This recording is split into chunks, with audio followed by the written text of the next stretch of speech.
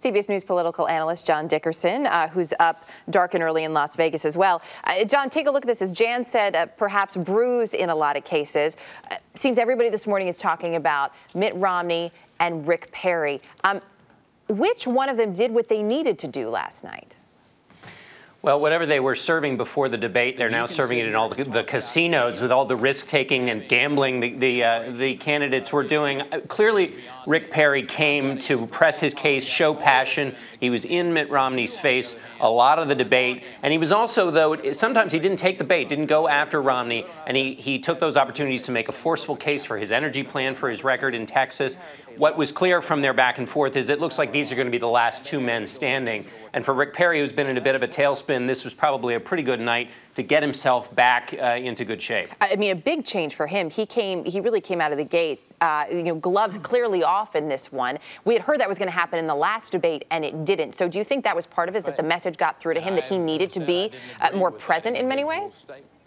Right. I mean, the clock is ticking. There's less than 3 months before the Iowa caucuses. And also, this is the last debate for 3 weeks. So this was a chance to kind of show that Perry really wants it still. There were some people who said, it looked like at the last debate, he was kind of sinking into the table, that he didn't really want this prize. Well, he looked like he wanted it last night. And that's a beginning of the process for him. He's still got a lot of work to do because he's down in the polls. People are concerned about his record, but this is a start. Herman Cain, of course, has been up in the polls the last couple of weeks, really taking a lot of heat last night for his 999 plan. It was interesting because he seems to really tout the simplicity of it. That is a part of it. Yet he was challenged on it a few times. Did he articulate the simplicity, you think?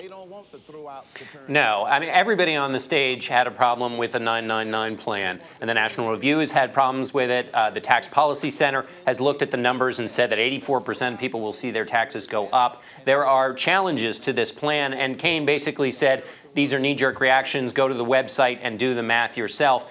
That's not necessarily a sufficient argument, but the question is politically, will it hurt him? A lot of Herman Cain's answers at the last debate were not that substantial, but his numbers went up. Republicans like him the most, and the more they know about him, the more they like him. And the interesting split here will be, even though his answers weren't substantively very full of protein, he still may capture the hearts of Republicans because of his winning style. Hey, John, real quickly, we do have a 3-week break before the next debate. We've been very debate heavy over the last few weeks. How do the candidates use this 3-week break in many ways? Well, they go out and they work on their organization and they touch people, get in the local media. And they may start running some ads here as well in this brief period. All right. John Dickerson, always nice to have you with us, John. Thanks. Thanks, Erica.